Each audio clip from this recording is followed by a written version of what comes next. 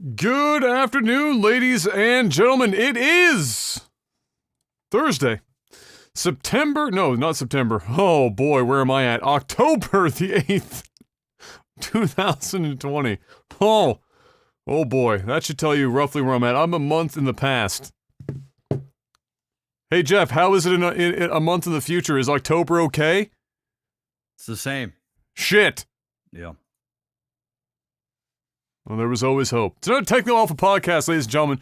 First things first, hit the like button if you're watching this on YouTube. And if you're not watching on YouTube, and you're on YouTube anyway, and you want to help us out, you don't have, the financial means to do so, or you do, and you still want to do more, hit the bell icon after you subscribe to our YouTube channel, youtube.com/lifeisglitchtv, and hit the like button on these videos in the first hour, and help us fight back the hands of the evil algorithm. Beyond that, I want to give a quick shout out, since we never get a chance to really in the live environment, to thank all of the people who have been subscribing here on Twitch for fucking eons now. Everyone, they always come in, you see the resub notifications. We don't have the ability to just shout people out as it happens during these live streams, so just want to give you guys a shout out as well, because we greatly appreciate that continued support. And without further ado, we have the most important question of the week. Mr. Black! How was your week? Busy. I saw that. Very busy. Very busy. Extremely busy. Like reduced streaming hours busy. Yeah, I mean, yes, kind of. I mean, I streamed 14 hours yesterday. It's kind of all over the place right now. I went and put an offer in on a property today. Went out and saw a property. Went and got a U87. Got Why? that bad boy. Did you not see the tweet? No, I didn't see the tweet. I haven't been on Twitter much today. Remember when I said I was going to drop a bag? Oh, was that what you got? Oh, yeah, bro. And I didn't just get the U87. Oh, you didn't get the fucking, limited... I got one of the 500 of a limited edition special anniversary, 50th anniversary U87. Bro, it sounds like God. Like God has put his hands around my throat, and then it told me to speak, and I do that. I don't want to sound too presumptuous, Mr. Black, but that may or may not be because it's an $8,000 microphone. Six. With tax. No, it was on sale. That's cheating! You can't call me wrong if it was on sale. But yes, they do sound great. There's a reason why they're hanging up in many recording studios around the world. It's a very, very popular rap microphone, and a very popular female vocalist microphone, the U87. Michael Jackson's Thriller album was recorded partly on a U87, partly on a Shure. It's SM7B, yeah. Yeah. Tons and tons of huge artists use the U87, and it is the staple for voiceover in any major recording studio ever. Yeah, there's like three voiceover microphones. There's a U87, a 416 shotgun, and for fuck's sakes, the AKG gold-faced 40, what do they call it? The 4040? No, that's an Audio Technica. That's Audio Technica. It's leaving me now. But those are like the three. Yeah. And it spans regardless of what voice type you have for voiceover or singing, those three microphones pretty much does the show. So, yeah. Well, there you go. You're now off to the races. Yeah, it's all like it's got like a chrome finish. And it's like the only one that's got the chrome finish. Comes with special gloves that you can use to carry it around. Because it's chrome, and it will tarnish if you handle it with your grubby, greasy hands. So anyway, I've been using that, and it's been amazing. Is it like a $6,000 difference? No, the answer's no. The Neumann from the TLM 103? No, it's not. but it is definitely a noticeable step up, and it's it isn't as the microphone makes me sound a lot more natural. It doesn't have as much of a proximity effect as the 103 does. Exactly. It still has it. It's still there. It's still a Neumann. Oh yeah. But it's not as like it's a U87. It's a U87. I mean, that's the only thing you can just say. Airy. It's airy is the name. Like, it's incredibly fucking airy. It's like when you do your equalization, you may even have to turn down the air a little bit depending on your voice because it's so fucking airy. Yeah. So I've been using that. Voiceover's just been crazy the last little bit. So I just pretty much took the money I made from voiceover the last couple months and dumped it back into it. And, you know, when I do stuff like that, it gets me amped up. It's like, you know, it's these things that I do to just keep me motivated and keep me going. I do the same thing with my streaming equipment. I buy excessively expensive gear, and then it makes almost no difference, but I feel good about it, and I do more work when I get the shit. There you go. There you go. And, you know, in voiceover, being able to say you have that microphone adds value as well. So, sure. Because people just know it. So, anyway, I got that. Very nice. What else I do? Just streamed a lot and been trying to get another property. So I've been looking at some spots and thought there was found a leak on the foundation here at the house. And really? Yeah, so there was a crack and it must have been there before I bought it because the room was in the gym room and the mats were there, not the gym room we have now, but their old gym room, the one that we don't do anything in. Yeah. Which is now a guest room. But when we removed the mats to put down a bed, when we got our new bedroom set, we noticed that the floor was like wet and like almost rotting. Essentially, we're like, "What the fuck?" Like the subfloor was bad. No, not the hardwood. Oh, the hardwood itself. Hardwood floor. Yeah. Huh. So we're like, "Uh-oh." So we opened up the wall, and it wasn't anything major. It was a hairline crack that went basically from the bottom of the foundation to the top, which is like 7 feet. Called up the concrete people and they came in today and they basically patched the whole thing and it's all good. But yeah, that was like, you know, $700 I wasn't expecting to spend, but $700 is better than the $7,000 that results from not fixing the crack as soon as you find it. Especially like before the winter and everything comes, and the cold weather and Frost heave turns that crack into a canyon. Yeah. So anyway, we got it all fixed up and that's done. And now this weekend, Dad's coming over. We're gonna put the wall back together, and then we're actually gonna build the vocal booth. We're gonna start. Right. That too, yeah, so. that was supposed to be. You've had the lumber there for a hot minute. Yeah, and now that I got the U87, I'm picking up even more shit. I mean, like I can turn it into omnidirectional and stuff. But like, I mean, Omni would be worse. Or worse, but I mean closed, like, you know. Hypercardioid or just cardioid. I don't know if it has cardioid. Yeah. I don't think it's hyper. So it's even more noticeable. Well, it's because when you have an airy microphone, it's picking up like super fucking high frequencies, and anything in a room with a hard surface is just going to reflect everything that microphone wants to hear. And so, you're even going to have to be more cautious about how dry your mouth is when you're doing voiceover. Oh, I'm hearing everything now. I'm getting used to it. But, man, it's worth it. It's definitely worth it. So I'm enjoying it. So we're doing that. And I'm sure there's other stuff that's going on. One of my tenants' dishwasher, the element on the bottom of the dishwasher, burned a hole through the dishwasher. And then it started leaking. What? And, yeah, so anyway, I had to order a new dishwasher today, so I went and did that. It's a really old dishwasher. Oh, okay. It was from my house that we had, our first house. Yeah. So anyway, just wear and tear like over the years. I've never heard of a dishwasher do that in my life. I've never heard of it either. And it must have been just like a slow, gradual thing. Yeah. And then now it's just leak. Now they can't even use it. It's just leaking. So I'm like, all right, well, time to go and get a new dishwasher. So I ordered a new dishwasher, got that done.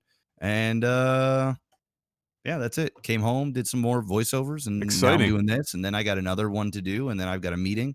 So, you know, it's just one of those busy. Yeah, that's my week. To answer Mark, because I have to answer Mark if he says something in chat.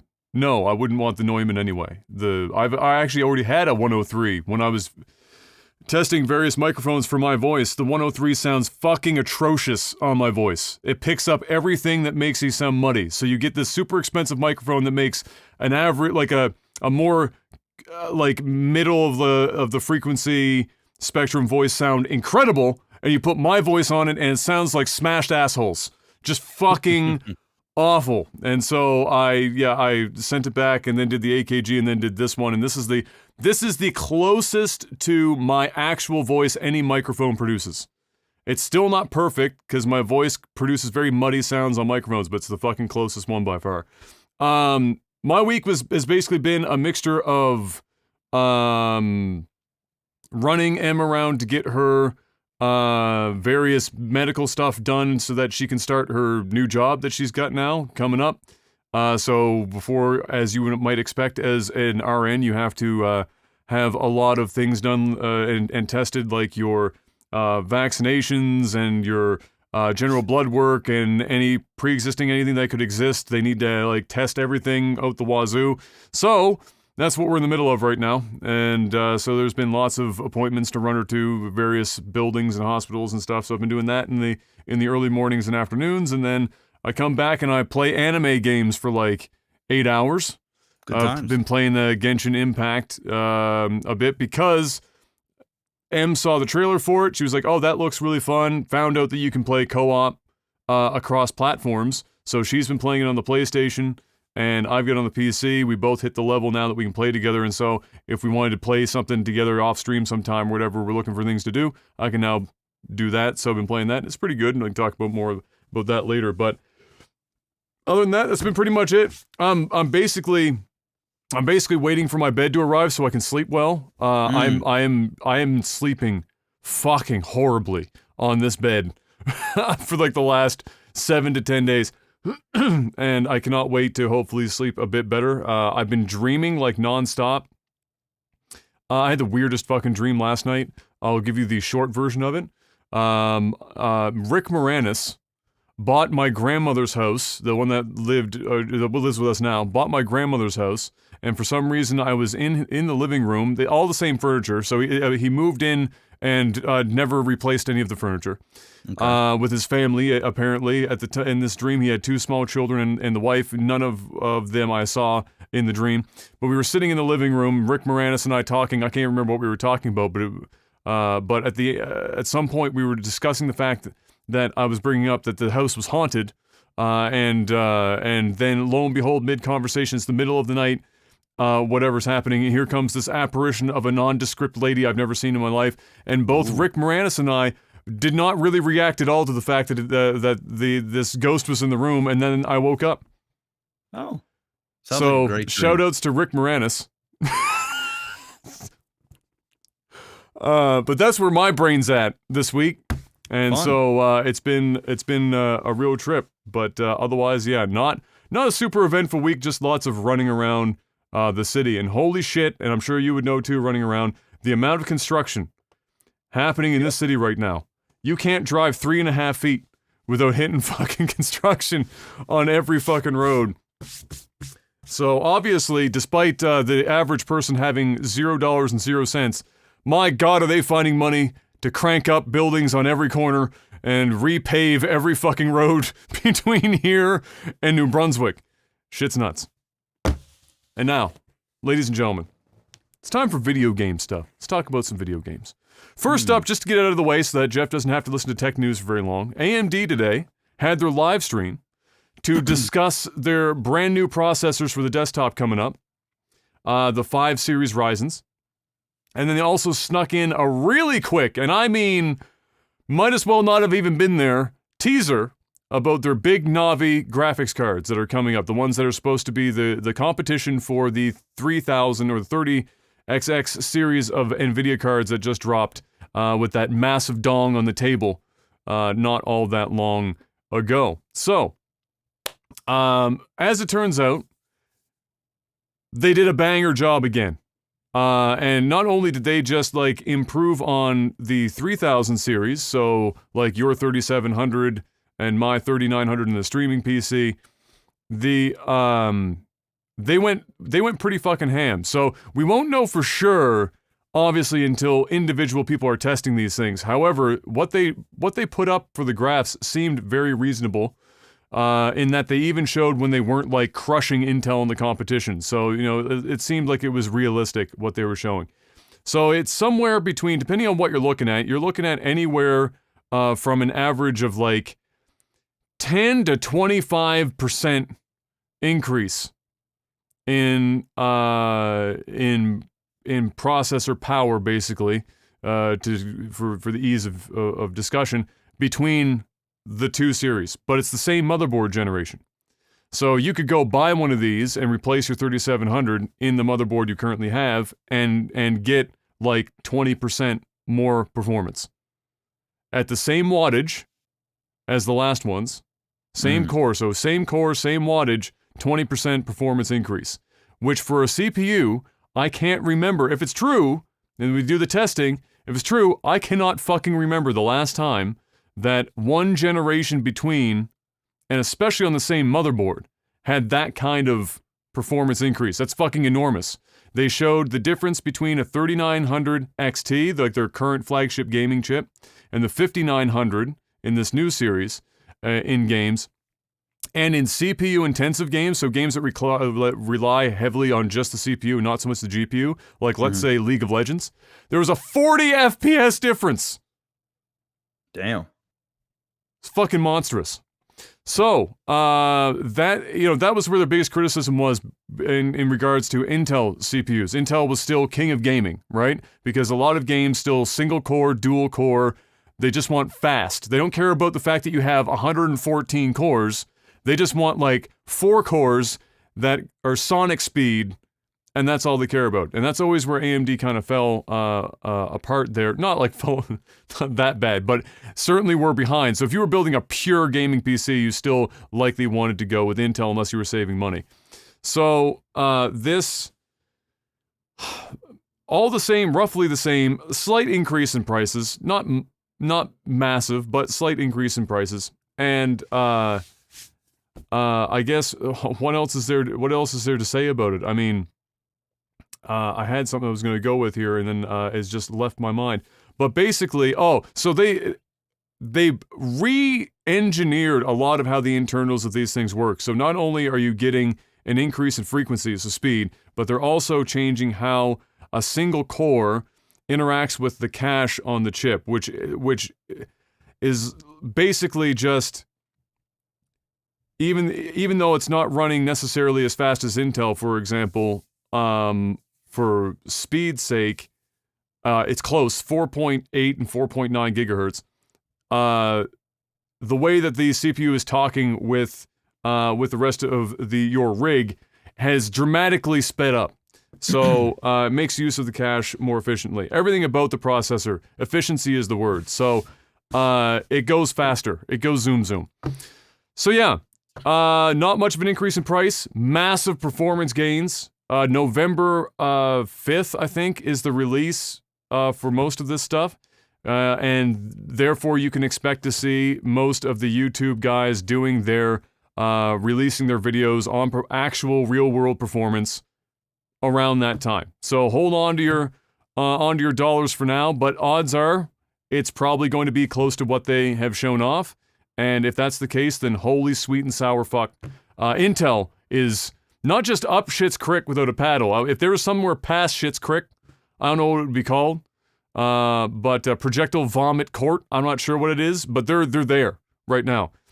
Because this is the second generation of 7 nanometer for AMD, and Intel's still on 14 fucking nanometer. They're still like years behind on their process size, and they can only push the speed of their fucking processor so much further than they already are. They need to fucking change it up, and they just haven't done that. So I'm really interested in what the internal discussions at Intel are and what their engineering teams are putting together, because if AMD gets a third generation at this 7 nanometer, I mean, it's not going to be we're matching Intel in gaming. It's going to be we're just flat out better, not only in gaming, but in literally everything. We're using like half the amount of power and giving you better performance with more cores and single core, and it's cheaper.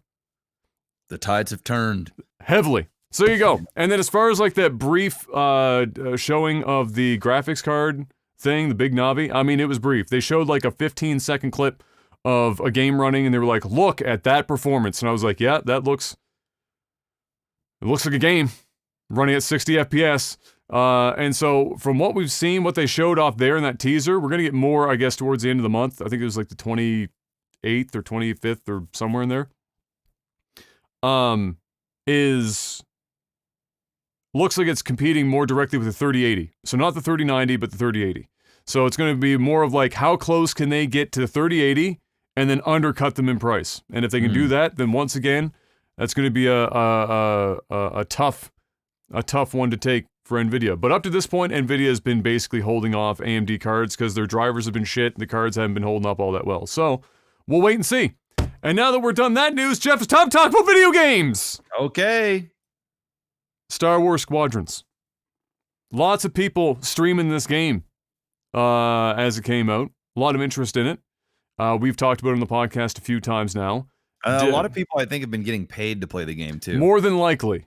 Yeah. More than likely. I've seen a lot of hashtag ads. Yes. Hashtag sponsored. Yes, absolutely. Yeah. I've watched a little bit of it myself. I haven't personally played it. And I've had several community members talking to me about their experiences with the game thus far.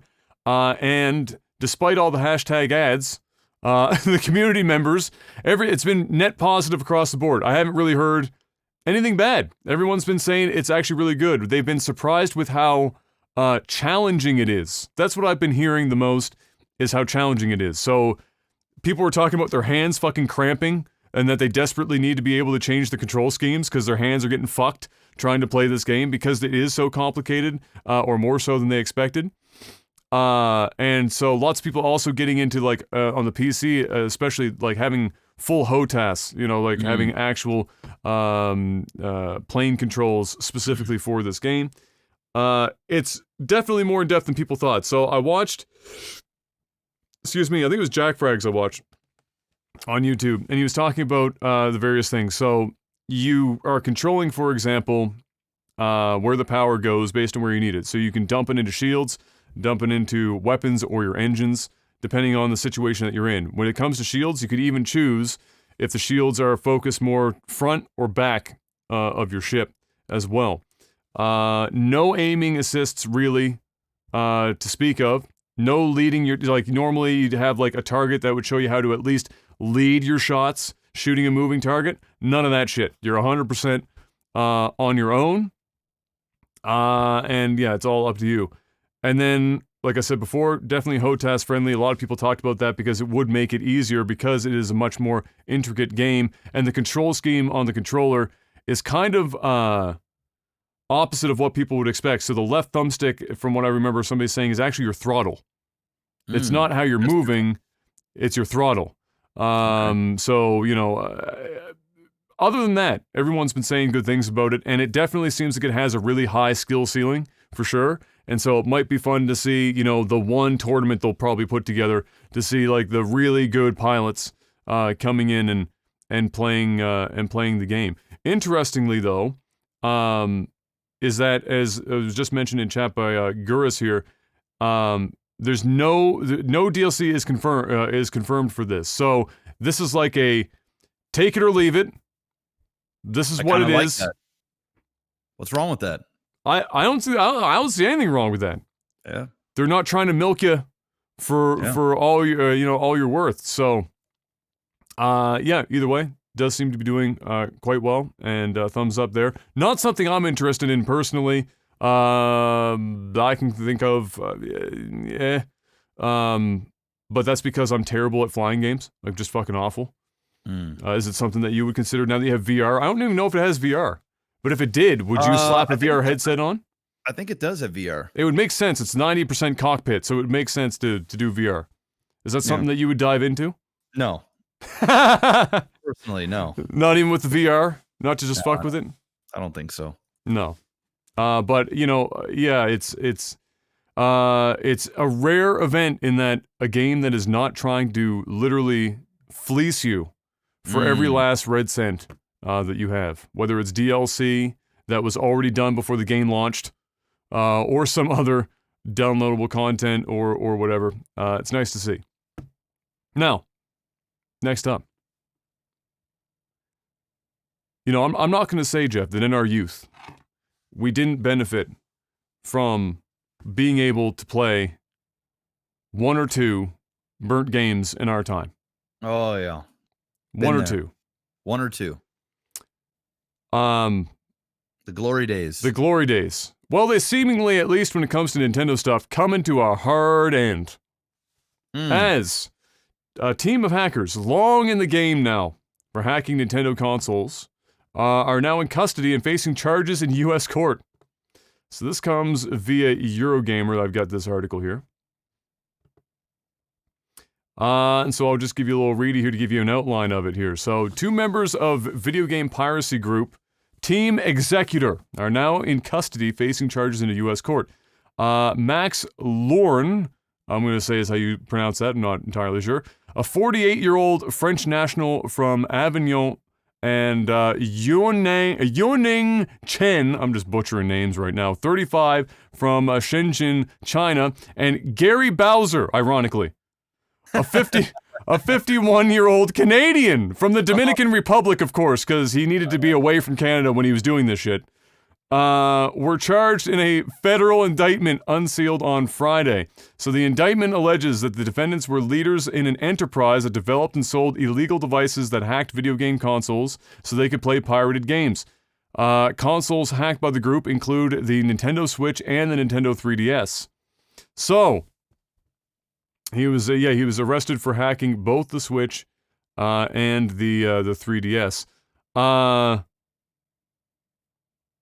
Let's see here. So, Team Executor, overscrolled. Team Executor is perhaps best known for selling Nintendo Switch mod chips, but it's been operating for years, selling mod chips for consoles as far back as the original Xbox. There are over a dozen members of Team Executor around the world, including developers, website designers, suppliers who manufacture the devices, and resellers. Team Executor uses a variety of product names for its devices, such as the Gateway 3DS, the Stargate, the True Blue Mini, the Classic 2 Magic, and the SX line of devices that include SXOS, the SX Pro, the SX Lite, and the SX Core. Okay. So,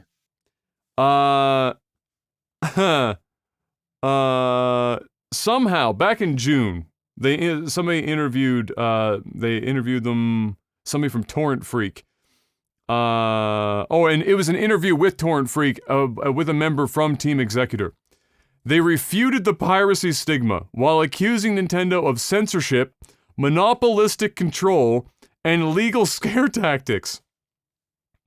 The Department of Justice noted at times that that Team Executor cloaked its illegal activity with a purported desire to support gaming enthusiasts who wanted to design their own video games for non-commercial use, but it insisted the overwhelming demand and use for its devices were to play pirated video games, fucking obviously. Nobody was buying the SX whatever the fuck so that they could make their own homebrew games and play it on a fucking GameCube. No. Nobody was doing that shit. They wanted to play Luigi's Mansion for free $99. Yes.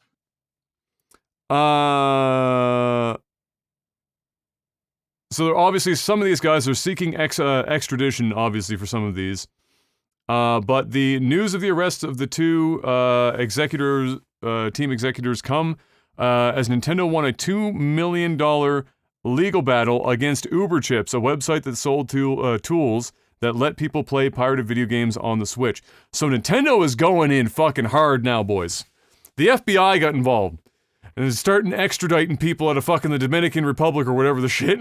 Just fucking bring them in and get dunked on. But there was a crazy part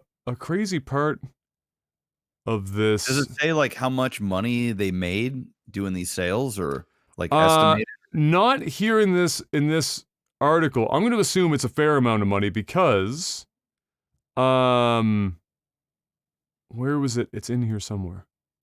One sec. I don't know, oh, man. Here we go. Apparently, Team Executor was so brazen that it even required customers to buy a license to unlock the full features of its custom firmware in order to enable the ability to play pirated games. So, they obviously made a few dollars off of this. I mean, ignoring the legality of it, because obviously it is hideously illegal.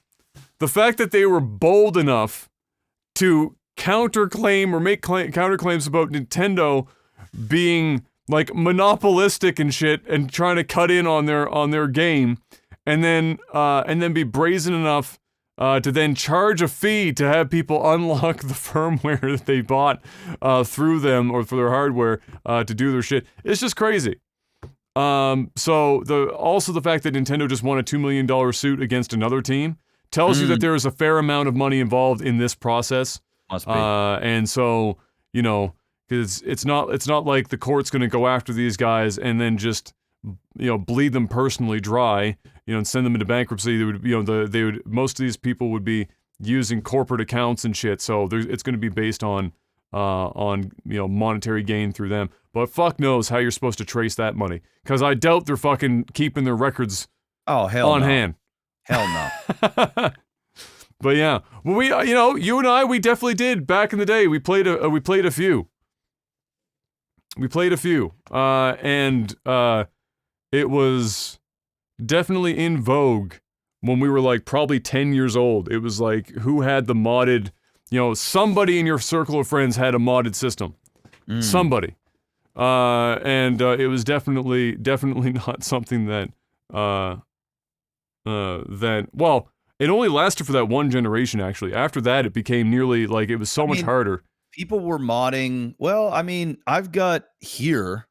it still happened, but it wasn't as like common. I've got a modded Dreamcast, a modded PS2, a modded Xbox original, a modded PS1.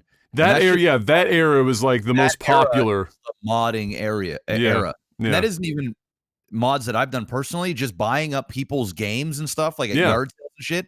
Shit's just modded. You're like, oh, this console's modded. That's what happened with me and my original Xbox that I did like shitty games done slow with. We booted it up and we're like, oh, this is hacked. And then it, like, I loaded up and it had like a bunch of like ROMs of N64 games. None of them ran well, but they were on there. Yep. So yeah, it shows you how popular in that generation modding was, and I'm sure modding continued, obviously, for Nintendo. It didn't stop even at the Switch, but it's got to be less prolific now than it was before. But Nintendo is definitely the one company you don't want to dick around with, because they seem to be the ones that will honestly track it down. Yeah, and snuff if it's it out big enough, you know, if they're like, you know what, fuck you guys, I'm getting my money, they'll go after it. Yeah, like, and they're not even interested in the money. They're just it's principle, and they want to scare everybody else that thinks about doing it. Oh, you want to come after us? We don't care how small you are. We're gonna sue you, and even if we don't get money, we're gonna make it public. We're gonna put you out there. We're gonna hunt you down. We're gonna put you through a bunch of mess. So don't fuck around with their stuff. Yeah, I thought I had something else I was going to add to that, but it's gone. So we're going to move on to the next topic. All right. It's official, Jeff. If you are running a 250 gig solid state drive, even if it was only to install Call of Duty Modern Warfare, it is no longer big enough. Really? Call of Duty Modern Warfare on the Battle.net launcher, because you cannot separate the game modes for individual download. So regardless of whether or not you've actually bought and paid for the full game, or if you're just playing Warzone, you get everything anyway. And then you buy it and you unlock it, essentially. It officially, even on its own SSD, 250 gigs is not enough. It has now gone north of the, what would that make it? 230 something gigs, because obviously you don't get the full 250 on the disk drive. Some 230 gigs. This thing is bigger than basically any game I can think of ever in terms of file size. It's crazy. I tried to sit down and think about this, to try and think about the ways in which you could have such a massive game, because really, the Modern Warfare main game, it's not that big of a fucking game. No. And Warzone, as a battle royale mode, really shouldn't be taking up more than maybe 90 gigs on its own. On that, that's being fucking generous. Mm-hmm. I mean, PUBG's like 38 or some shit. So, you know, you're giving it like over 2x the size, and it only has one map. It doesn't even have more, it's just one map. It's so insane. So all I can think of is that like no compression at all in these fucking games. Like, it's just like the audio must be completely uncompressed, the textures must be completely uncompressed. They must have like spaghetti code from like 2004 that they're still like just building off of. It's insane. It's actually insane. You can't. I've never thought I'd see the day. Well, it was going to happen eventually, but for Call of Duty, like you'd expect this from like an MMO. Yeah. Or like an Elder Scrolls game, or like a simulator, like a flight simulator where you're like downloading the entire planet. Yes. You're like, okay, this makes sense. We're playing fucking Call of Duty. All right. How fucked up? It's COD. It's fucking Call of Duty. The game isn't good enough to warrant that much damn space. No. Like, I mean, it's insanity. People like just imagine having shitty internet and having to download that fucking thing. Man, you buy that shit on release and you're like, all right, boys, we'll see you in 4 days. Bro, there are updates that you say I'll see you in 4 days. Yeah. They come out with like fucking 40 gig downloads. And you read the patch notes and it's like, we added a new anime gun. Yeah. 40 gig downloads. New stickers. What? New kill streak. 8 gigs. Fuck so, me. So yeah, it's official. Fucking over too big for a 250 gig hard drive. That's just hysterical to me. Now I need to know how big. Where does it end, Jeff? I think now it's a meme. Where does it end? Going. They're like, you know what? How far can we push this? And you want to know what's sad about it? Is this will make it so that other companies, other developers will go, you know what? Maybe we can start, making our files bigger. Because, hey, a bajillion, million, gazillion people have Call of Duty installed on a computer and no one's batting an eye. Hey, we might not be 250 gigs, but what about 160? What about 130? Hey, it's not as bad as COD. It's half a COD. Bro, it's fucking nuts. Because the craziest thing is like for textures and stuff, you can do like optimization on textures that like from like an uncompressed texture to a compressed texture visually, like you'd have to have your face against the screen and walk up to it and like know what you're looking for a lot of the time to see the difference between an uncompressed and a compressed texture. And then the size difference is like 1/100th. Massive. So it's a complete friggin' mess. So yeah, there you go. So if you're still playing Warzone or you're playing Modern Warfare, it's probably the only game you have on your computer. Yep. Because between that and the 4K porn you have in that tax folder, no room left. You've run your computer's course. Nothing left to do. Next up after that, we got Baldur's Gate 3, which is a game that I would also expect to be bigger than COD, but isn't. The official early access kicked off here a couple days ago, and as expected, it's relatively popular. Lots of good reviews so far. I think it's sitting at, I have it in the notes here, very positive on Steam right now. I think it was 80-something% are thumbs up on the early access. There were a couple of publications that were like particularly hard on it. I'm not terribly surprised, and I wouldn't be surprised if even the people playing it started to get a little bit harder on it over time. When you do an early access title and it's in a franchise that's already super well known, you get way less leeway, right? Yeah. People don't even think about the fact that it's early access. They just see Baldur's Gate 3 available now for full fucking price. I'm in. Yeah. And they think that early access for Baldur's Gate 3 is a far more complete experience than, let's say, early access for, if it had happened back in the day, No Man's Sky. You know, you like 12 people in a brand new IP that nobody's fucking heard about before. Yeah. Expectations in check. Baldur's Gate 3, early access, people are going to think that it's going to be basically a finished product with a couple of bugs that they're working out, and that's the show. Which is obviously not going to be the case. So, there are, with that being said, reportedly, a number of bugs because it's early fucking access. However, outside of that, very positive in general. A lot of people praising the character creator, for one. Actually, it's one of my favorite things about gaming in general now is that we've got more horsepower. As somebody who throws endless hours of their life into a character creator, even if I'm never actually going to look at them, it's just fun. It's just nice to see how far we've come. You know, you look at Oblivion, where you literally couldn't make a good-looking character if you tried. Yeah. And if you wanted a beard, it really just meant that you took a green spray paint, and spray painted your neck.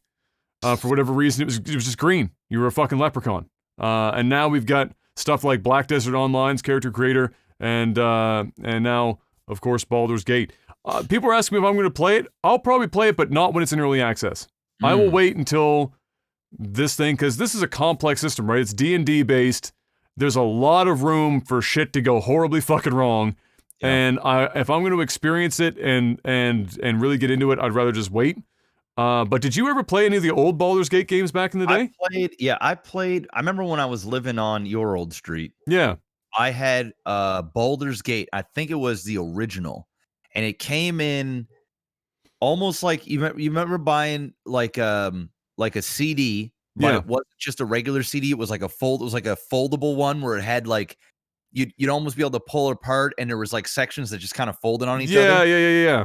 And you'd have like a bonus disc, and then you'd have like some manuals and different things.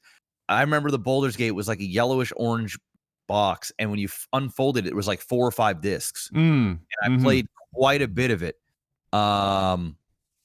That was the only Baldur's Gate I ever played, and I had fun. But I was like fucking 14 years old back in that day. Hard to appreciate the depths of Baldur's Gate at 14. Yeah. So you can still have fun with it, but man, when you and that's actually kind of what's fun with D&D now being put back into games like we've had with other franchises here in the last few years, is how much more depth they can slam into a video game version of D&D now, and really give people who are hardcore into that genre of gaming fucking nearly limitless control over their gameplay, and create really truly unique engagements in battles and story progression in ways that you won't be able to get in other more linear, less open styles of game design. Yeah, it's snail's pace. Like fucking, you gotta be ready when you play a game like Baldur's Gate to, if you're used to playing faster games, you gotta get used to dialing that back to like a fucking 4 out of 10. That shit is not quick. Well, that's the style. Like, that's what people like about the game. Exactly. You take your time with it, right? Yeah. So yeah, it's doing well so far. I will personally wait for a full release to really get into it, but I like what I'm seeing so far, and so is the vast majority of others getting into it. So good job for them tackling this. It's not exactly a fucking massive genre in the PC landscape. I mean, you're gonna sell a few million copies, but the amount of I feel like the amount of development effort that goes into making a game like that is probably more than, let's say, Call of Duty. Yeah. Oh, for sure. So, I mean, Call of Duty is just so cut and dry now. Yeah. You know what I mean? Like, I'm sure there's a lot that goes into making Call of Duty. Absolutely. But making something like Baldur's Gate, there's so many small nuances and detail that, you know, COD is like painting a mural on the side of a building. You know, a big fucking huge ass big ass face of fucking, you know, Adam. And then, you know, it's a poor choice. Baldur's Gate is like doing a painting of Venice on a it's the Sistine Chapel. Exact. There you go. There you go. It's the detail. Sure, one is still impressive. It's a big thing of Adam's face. But, I mean, is it really the craftsmanship of what really, goes Not on? the Sistine Chapel. It's not. It's not. So all the best to them putting that together for sure. Speaking of intricate games that a lot of people are hyped up for, CyberPunk 2077 officially went gold this week. Meaning no more delays, no more postponing the game. It is going to happen, and it's coming out when they said it would. The Twitter account, jokingly talking about that exact fact. No more pushbacks or anything. We're going to make it. It has gone gold. So get yourselves ready. Get your wallet ready, and get your work vacation time lined up. As I suspect many people will suddenly use some of their vacation time to play 3 to 5 days of this game in a row, with as little sleep and eating in between. I miss feeling that way about video games. Me too. I'm not gonna lie. And I'm jealous of it. Me too. I remember when I used to work at the Swiss, and Call of Duty was getting ready to come out. Dude, you were jazzed about Call of Duty. Yeah, I'd be at the midnight release party, and I'd be booking 2 days off, like making sure I have a long weekend, and all the cooks and everybody would get together, and we would just grind hours. We'd be on Xbox Live, grinding hours, excited to go home, trying to get the first prestige, or a new Final Fantasy game that comes out, and you're just fucking jazzed about it. I am so incredibly jaded with video games. Yes. That, like, it's even when I'm excited for a game, I don't really care all that much because I've been let down so much. I play so many games. I just curb my expectations, and I just don't ever have that giggity feeling like I used to years ago. There's something that died inside me. I get that feeling with movies, like a movie will come out, and I'm like, oh my God, I can't fucking wait. I've already got my tickets. I'm going to be there. Like, yeah, Kayla, we got to go Thursday night. I can't wait till Friday.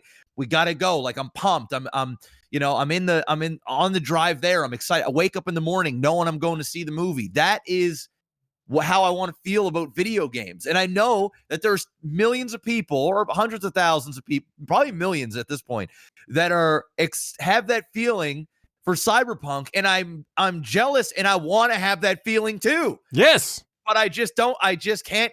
It's not there. It's not there for me. Bro, the last time I can remember feeling excitement like that, I'm pretty sure it was Mass Effect 2. Yeah, that's a long time ago. I think that was the last time that I can think of off the top of my head that I was really and truly, you know what? That's a lie. Persona 5, and then it let me down. There you go. Right? There you go. That was the last one. Like Persona. Now, to put it, to be fair, Persona 5 did not have the same hype level as Mass Effect 2. To describe the, I want to take time off work and everything, that was Mass Effect 2. Persona 5 was just a lot of excitement, but all the same. I think also what it is as well is we're not as easily impressed anymore. And there are a ton of... We all know I am not easily impressed. You're real bad about it. But like, at least you play other games. I barely even play other games. So, but like for us, it's I hate to say this, but a lot of casual gamers, they're like casual moviegoers. If you have your formulaic thing, and you've got your one exciting piece in the game, or a couple of moments that are wow factors, and you've got a character that somebody can get attached to a degree, or if you've just got like flash and woo, and you can just wow somebody for a moment, like, yeah, that's a good game, and some people are like, yeah, this is the best game since the last one. This is amazing. And then you've just got people that have just played so many games and have just seen it, been there, done that, and can see through the fucking the fog and the wow, we can see the puppeteer in the background just fucking making shit go, while other people got like goggles on and like, this is great. Meanwhile, we see the guy in the back going, give me your money. And it's just like, that's how I feel about games now. I'm just like, I'm not easily impressed anymore. And when I am impressed, I'm very impressed. I'm like, oh my God, this is incredible. But man, everything else, no. Yeah, I have 3 modes. I have immediate distaste for a game to the point where I actually get angry about it. Completely whelmed, meaning I could not possibly care more or less about the game. Just congratulations, it's a video game. Like that that and then there's nothing until I'm literally, my shit's blown up. I'm just like, this is the greatest thing I've ever fucking played. That's it. And most of them fall into, in all honesty, the top 2 categories. Most games are not truly awful games. No. They're just so middling and fucking whatever that you can't be pissed to even give a fuck about $60 to $80 to play this 12-hour, campaign that's been done a million times before and arguably better in other places, and it's just whatever, right? Yeah, I also am envious of people who are still in that, like, fuck yeah, super excited, take time off work. It's like kiddie phase, it's like I see this with my son, and he'll watch something on TV or whatever, or even just pick something up, and you see this it's hard to explain. It's just like nothing else matters. They're just pure joy and excitement. You get lost in the moment, and even though it may not be a fantastic thing on the grand scale, in that moment it is everything, and it is fantastic. And I just don't have that feeling about video games anymore like I do in movies, like that movie magic where I go there and I'm in the movie and I get a dumb smile on my face. And sometimes Kayla will look at me and I'm talking to myself watching the movie because I'm so into it and enjoying it, and she's looking at me because she's not impressed the way that I'm impressed. Oh my God, look at the cinematography. Oh my God, look at this shot. Holy shit. Oh man, this are you seeing this, Kayla? This is like 9 minutes of continuous shot. Like nobody's fucking this up. And I'm so into it, but she's just doesn't give a fuck because it isn't that flash and boom and bang, and it isn't. She sees through the garbage, and I wish I could let my guard down a little bit with video games, just enjoy them more. But I'm a jaded asshole now, so yes. I mean, it's what it is. 100%. Yeah, I mean, it's 100%. That's why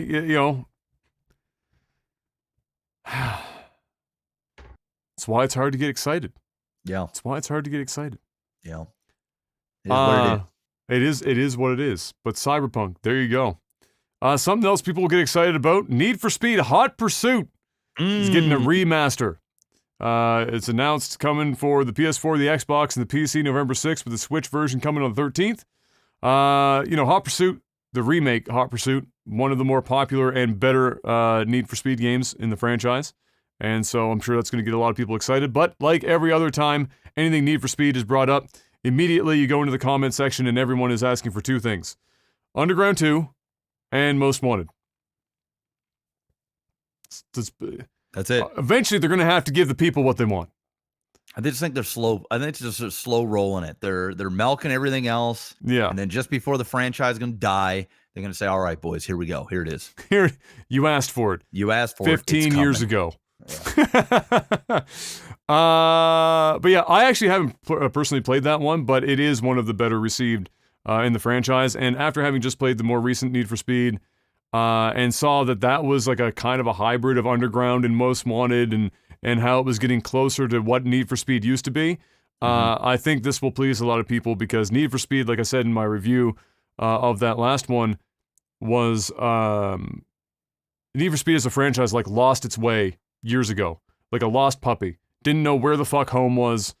Was already home, decided to leave home, and then never fucking found home again. Just completely fucking lost. So this is, if this is any indication, hopefully it's a sign that they know where they're going now. They can see, home is off in the distance. They can see it, and they're coming home. They can see the light, Adam. They can see it. Hopefully, they can see it. I have this in my notes, and it's a bit tongue in cheek, but it also might not be. Probably the biggest news in gaming history is what I have written down here, Mr. Black. Wow. Okay. Probably the biggest news in gaming history. All right, let's hear it. Sony is going to make X the confirm button and circle to cancel the default in every region, including Japan. I saw that. Fucking Like, wow! They did it. They did it! Finally! Yep. They could have done this earlier because I'm playing Genshin Impact and they have, if you're using the controller, they have, the circle accept, X to back out, and if you use an Xbox controller on the PC, it's still mapped the same way. So you're pressing B to accept and A to cancel. And let me tell you how fucked my brain is trying to friggin' do that shit. So I went to mouse and keyboard instead because I couldn't fucking do it any longer. I'm shocked, and I'm also going to be intrigued with how the Japanese market reacts to that, and how long it's going to take people to adjust to having be completely reversed. Because, growing up, if you were playing JRPGs, for example, it was like the one place almost guaranteed you were going to have to use circle as accept and X to back out. And how many times when we were playing those games when we were kids were we pressing the wrong fucking button every single time we wanted to do something? Too many times. Too many times, Adam. And so now, here we go. We got it. Sony's finally caving. And now, maybe, as somebody joked in the comments for the article I pulled this from originally, maybe the US will finally convert completely to the metric system. Probably not. Probably not. It's probably not going to happen. In sort of related news there, Sony released the PlayStation 5 teardown video. Did you see that yet, or like clips of that on Twitter or anything? No. So you know how originally they had, I don't know, maybe you didn't see that either, but many moons ago now, oh god, a long time ago, I can't even remember when, it's been so long, Xbox had various YouTubers brought in, I think there was at least one specifically more than the others, I can't think of his name off the top of my head, I can see him clear as day, but they did allowed them to do a teardown loosely of the Xbox Series X. And then how it gets put together, so you could see how it was assembled, and you could see all the parts inside, etc., etc. Sony just did basically that, but with a real PlayStation 5, and by one of the designers of the console, he's the one that did it. So he sat down and pulled it apart, took the top panel off, the bottom panel off, unscrewed everything, did all the ribbon cables, completely stripped it bare, took the cooler off and everything, so you could see everything that was in the console, which is always kind of fun and cool to see if you're a tech person. But more importantly, it gave us a bit of a Austin Evans, thank you, yeah, that was who it was. It gave us an important look into, or a more, a better idea of how the process of upgrading the storage of the PlayStation 5 is going to be. Because as we talked about in the recent podcasts, the contrast between how Xbox and Sony are handling that, where Xbox is going proprietary memory card that you just literally push into the back of the console, done, and PlayStation being opened up to third-party NVMe drives, as long as they're whitelisted, that you install yourself into the console. Mm-hmm. So during the teardown, you then get to see where that storage is and what you're going to have to do to get to it and install the NVMe drive. It was obviously going to be more involved than previous generations because NVMe drives aren't like solid-state drives, like 2.5-inch solid-state drives, or like 3.5-inch HDDs, where you could have a bay that you just slide it in, and if the slot was the right size and you had the connectors the right way, it's basically like click it in and you're pretty much done. Mm-hmm. You can't really do that with an NVMe drive. It has to go into the slot kind of on an angle, and it's pinned down, and then you screw it into place like you would have seen when I built your computer this last time. That strip drive is an NVMe drive. That's what you're going to be upgrading your PS5 with. So, what it looks like it's going to take is you're going to quite literally have to pull the bottom of the console off entirely, the bottom shroud. Then once you've pulled the bottom shroud off, you then have the exposed trap door of sorts for where the drive is. You unscrew the trap door to remove that. And then you take the fine screw out of the housing there, install your solid-state drive, screw that back down, screw the housing back on, put the bottom of the console back on, and there you go. That's your updated storage. For somebody who's installed their own shit on a PC, that's like any given Tuesday. That's a very easy, not big deal. Nobody really likes to have to pull a console shroud off because it always feels like you're going to break the pins or some shit. Like, it always feels wonky. Like, if you ever did it with a 360 faceplate or anything like that, it always feels fucking weird, like you're going to break some shit. But not the end of the world. But for the average consumer, I'm afraid my concern is that this is like veering into territory where they could accidentally void their warranty and not even mean to void their warranty. So we'll see how it goes. With the PS4 and stuff, it was just underneath hatch, like, didn't have to remove the shroud, just like little hatch to open, slide in your drive, hatch closed, you're done. Easy enough. With this, it's quite literally like you'd be updating a PC. You're going through a very similar process. So hopefully that doesn't result in people accidentally voiding their warranties. Hopefully it doesn't turn people off from actually trying to upgrade their storage, because for some people that might be too scary of a process. You know, you just go out and you buy this $250 hard drive, and now you're installing it into your $500 console, and you're stripping the bottom of the console off to install this thing. And as soon as you strip the bottom of the console off, you're going to see a sticker over some places that say, if this sticker's removed, your warranty's voided, and people are going to be like, fuck! So hopefully it's not like that. But that's the difference between the two consoles, right? You're going to pay more money to get a proprietary drive from Xbox, but all you do is slide it into the slot at the back of the console. Sony, you'll have a choice as long as it's on their whitelist, and then you're going to have to go through a much more involved process, and there's no hot swapping when you do it that way, right? With the Xbox expansion cards, for whatever fucking reason, if you're somebody that has like 4 terabytes worth of freaking games that you don't want to fuck with, and you don't want to store them on like a separate USB drive like they said you could theoretically, like, memory cards, just fucking swap that shit out in like 1 second, you're off to the races, and you just do whatever. You can't do that with when you're talking about NVMe swaps like you will have with the PlayStation. So, all the same, the teardown was nice to see. The cooler is fucking massive.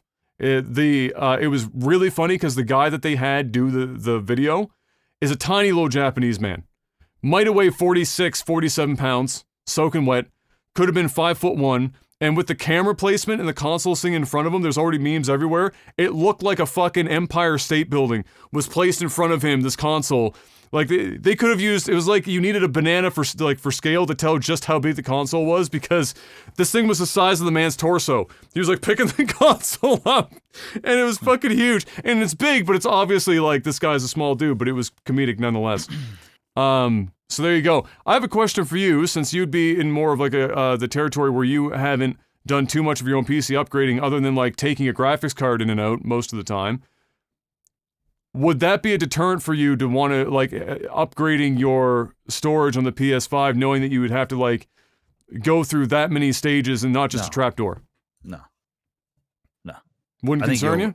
No, I think you might be over analyzing the storage capabilities. I mean, I think it's pretty simple. I'm not saying it's hard, but I'm just saying there are people that like building a PC is not hard, but there are still a lot of people that will like shit themselves over building a PC because they're holding these components and they're like, oh, this is so frail and I'm gonna fucking like fuck it up. There are lots of people like that. So yeah, for me it's no, and I've never ever upgraded storage for a console in my life.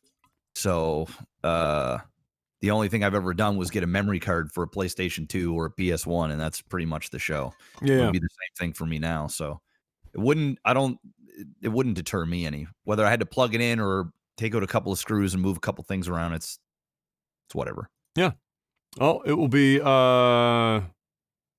I'm still waiting to see what the expanded whitelist is going to be like for drives and stuff. It'll be very interesting to see, especially pricing-wise, how it compares, because that's the big differentiator, right? Is that Sony is saying they're getting behind, you know, we're giving you choice.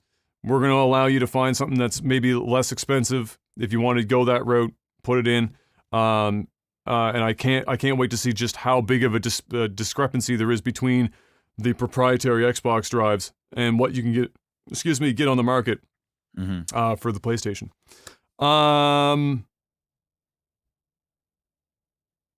Yeah, crap. Where am I in my list here?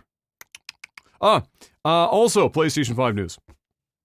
It was discovered, apparently, that for supporting PS5 games, for those of you who still care about trophies, of which there are obviously lots of people still achievement hunters of all varieties, trophies in supporting games will actually allow now for tracking your progress.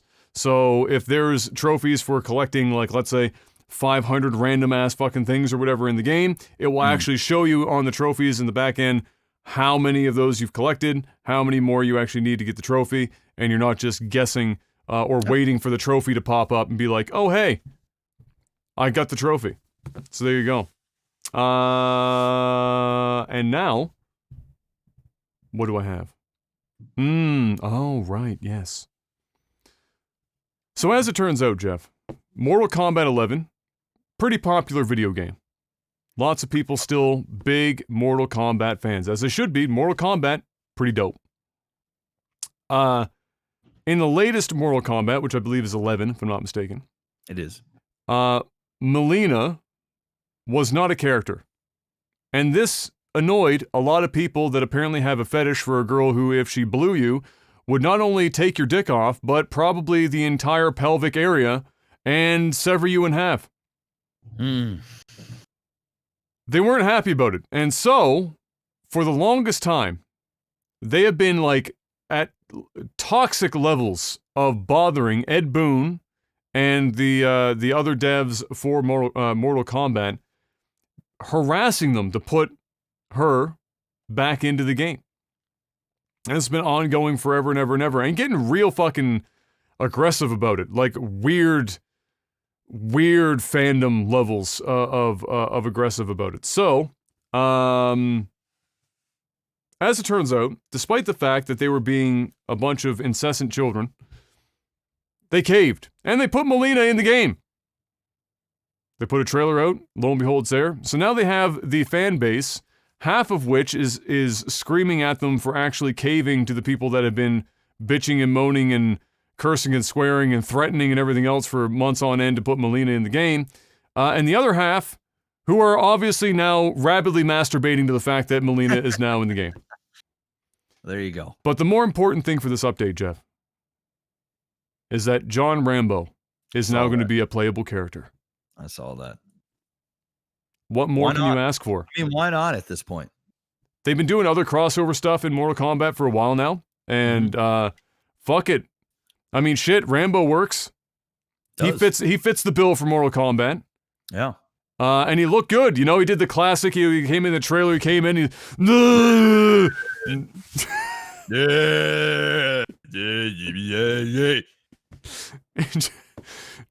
was Rambo. Stallone to voice act him, or I'm going to be very upset. I don't know if they did, but whoever did it, you know, really, all you have to do is grunt like Stallone. So I mean, how? So there you go, everyone. Melina fans can now rejoice. You know what ended up happening when I looked into that? What? Is I ended up down like a weird rabbit hole of Mortal Kombat lore, because the more the more characters they've added and the more story-based games they've had, the more lore they've created and they've retconned shit and like redone storylines many times. And there is a surprising amount of lore to Mortal Kombat, when at the end of the day, I just thought it was about a bunch of like ripped dudes and scantily clad women beating each other up and tearing off body parts. Little did I know, there's a story there. There's some serious story going on back there. So there you go. It was an interesting time. I used that while I was waiting in the car for Em to get her blood work done. I was reading Wikipedia pages for Mortal Kombat in relation to the story. Next up, we've got, it's an update on the Apple and Epic non-stop shenanigans that Epic has been handily losing, from what we can tell here at the podcast. Week on week, Apple has been smacking them around, and the judge has basically just been saying, yes, Apple is right, Epic, what are you doing? Well, they have now decided that they both agreed to a bench trial rather than a jury trial, and that's going to come up on May 3rd of 2021. So for those who don't know the difference between a bench trial and a jury trial, which I will freely admit, I had a loose idea of what that might be. It is exactly what it sounds like. So instead of having a jury, it's simply the judge will be making the call. Which is weird because given the fact the judge has been basically slapping them around, you would have thought they would have gone for a jury on that one. Or maybe they tried, Epic tried, and then Apple was like, no. They might get a different judge. That's also possible. Maybe they get a different judge on that. But either way, it sounds like the next developments for that probably going to be a hot minute. So we'll keep you posted if anything else comes up. But otherwise, for episode, 235, we'll be talking about Apple versus Epic in their trial. And last but not least, as I've touched on a couple times that I've been playing it recently, Genshin Impact got a little bit of negative press here because it censors in the multiplayer chat. If you're in multiplayer and you're typing in chat, it will censor a bunch of different words. And of course, the ones that made it into the news would be, for and foremost, Hong Kong and Taiwan. Daniel Ahmad, who I follow on Twitter, along with a couple of others, because there are some people to get news from on Twitter that are more reliable than any publication you're going to get your hands on. Daniel Ahmad, who is an analyst and specializes in the Chinese video game market and Asian video game market in general, was quick to note that, yes, while this is obviously not something that people in the West would like to see, the developer for this game is in fact based in mainland China, and so are subject to whatever the fuck the Chinese government tells them to do. And this is not uncommon practice. So pretty much any game that is made in China, and in fact, in some instances, games that are made outside of China that want special access to the Chinese market have to follow certain guidelines. And the guidelines for those that are made within China are obviously quite strict. And while there isn't a set list that the government gives, probably for accountability reasons, everyone uses basically the same list of words anyway, because it's quite obvious what the government is looking for here. Those who don't do that, and in fact, this year alone, 17 games have had their license to operate within China, and that would be Chinese game companies included in that list, I suppose, were denied. They were revoked entirely because of not complying to having these words banned. So, whether the developers involved with the games, believe that or not, if you're a mainland Chinese video game developer, you're kind of fucked on that one, and it's just the way she goes. That's the way it is. It's just the way she goes for that market, unfortunately. Beyond that, I'll just talk a little bit about Genshin, then we'll move on to the last game thing we've had. Have you seen any gameplay for this, Mr. Black? Very minimal. Because a bunch of streamers are also playing Genshin right now, and it's not because they're getting paid this time around, although I'm sure there are likely a couple that have been in some capacity to play it. It's basic. It's real. You know what? I actually enjoyed it. I didn't think I would enjoy it as much as I did. I was playing it more because I was going to be able to play with M in my off hours, but I'm enjoying it more than I thought I would. It is, if I had to describe it, so it's an open world action adventure game would be like the genre that it slots into at like a high level. And then on top of that, you would add in a fair amount of like MMO mechanics in terms of like daily quests, crafting, things of that nature that you might find in MMOs to keep like your daily stuff fresh on top of any story content that they add to the game. It has a single player component, and while it's not an MMO full-fledged, once you hit a certain level, you can play cooperatively with people, friends or otherwise, to do dungeon runs for like elite boss runs if you're going to do stuff like that, much like you would in World of Warcraft, or if you want to just explore the open map and just do chest hunting for like items and stuff, you can do that as well. The only restriction there that I know of is that you can't do like story missions together as a group, and I suspect that's for balance reasons. They're just trying to keep that out of it for now. It started as a mobile game that you play on your phone. It still is on mobile.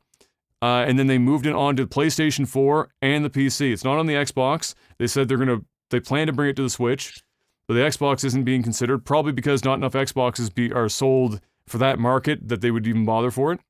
And the nice thing is, other than the PlayStation, you can actually take your progress from the phone onto the computer and vice versa. Oh, nice. And when you're playing with people, it's cross-play. So PlayStation, PC, and phone can all play together as well. So all things that, for a free-to-play game, you're already talking about some pretty high-level stuff. Visually, one of the nicest games I've played in a long time. And it's a mobile game, done in Unity, of all fucking engines. How the fuck they pulled it off in Unity, how the fuck they did it in Unity is like, I don't even know. So here's where people will start to get lost in this game, because it's a mobile game. It is, at its core, at the very base, it's a gacha game. Which, if you know, the gacha in the mobile market is basically like the whole concept of whether with in-game currency that you grind out for or with real money that you pay for it, you get a random selection of shit in a like a roulette wheel of sorts that will determine, you know, what rarity of stuff you get, and characters are in that. So the game will give you characters for free as you go. And then anything beyond that, you're rolling the wheel or spinning the wheel to get your other characters.